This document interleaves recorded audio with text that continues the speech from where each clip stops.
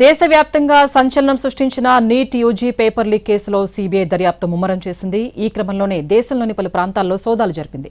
కేంద్ర మంత్రిత్వ శాఖ ఫిర్యాదుతో కేసు నమోదు చేసిన సీబీఐ లీక్ వ్యవహారం వెనుక ఉన్న సూత్రధారులెవరన్న దానిపై కూపీలాగుతోంది. ఈ కేసులో కీలకంగా ఉన్న మహారాష్ట్రలోని నాసిక్కు చెందిన 30 ఏళ్ల బీఏఎంఎస్ విద్యార్థి శుభం ఖైర్నార్ను సీబీఐ అదుపులోకి తీసుకుంది. పరీక్షకు దాదాపు 45 గంటల ముందే ప్రశ్నాపత్రం డిజిటల్ రూపంలో బయటకొచ్చినట్లు అధికారులు గుర్తించారు. అలాగే జైపూర్లో 3 గురుగ్రామ్లో 1 అరెస్ట్ చేశారు. ఇలా ఇప్పటి వరకు 5 అరెస్టు చేశారు అధికారులు. నిన్న దేశవ్యాప్తంగా పలు ప్రాంతాల్లో తనిఖీలు చేపట్టారు. మొబైల్ ఫోన్లు, ల్యాప్టాప్లు సహా పలు డిజిటల్ పరికరాల్ని స్వాధీనం చేసుకున్నారు. ఢిల్లీలోని ఎన్టీఏ ప్రధాన కార్యాలయాన్ని సందర్శించి రద్దయిన పరీక్షకు సంబంధించిన డాక్యుమెంట్స్ ను సేకరించారు. పరీక్షకు దాదాపు 45 గంటల ముందే ప్రశ్నాపత్రం డిజిటల్ రూపంలో బయటకొచ్చిందని గుర్తించారు.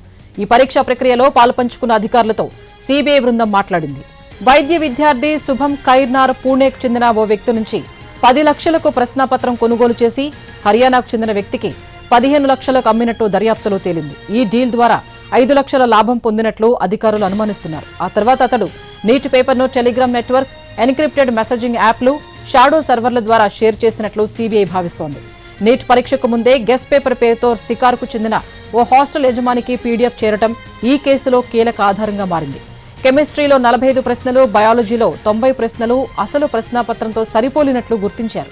మరోవైపు నీట్ యూజీ మొత్తానికే రద్దు చేయాలని తమిళనాడు సీఎం విజయ్ డిమాండ్ చేశారు. మొదటి నుంచి నీట్ను తమిళనాడు వ్యతిరేకించిన అంశాన్ని ఆయన గుర్తు చేశారు. ఈ పరీక్షతో గ్రామీణ ప్రాంతాలు, ప్రభుత్వ పాఠశాలలు, తమిళ మాధ్యమానికి చెందిన విద్యార్థులు తీవ్రంగా నష్టపోతున్నారని చెప్పారు. 12వ తరగతి మార్కుల ఆధారంగా సీట్లను భర్తీ చేసేందుకు రాష్ట్రాలకు అనుమతి ఇవ్వాలని కేంద్రానికి సీఎం విజయ్ విజ్ఞప్తి చేశారు.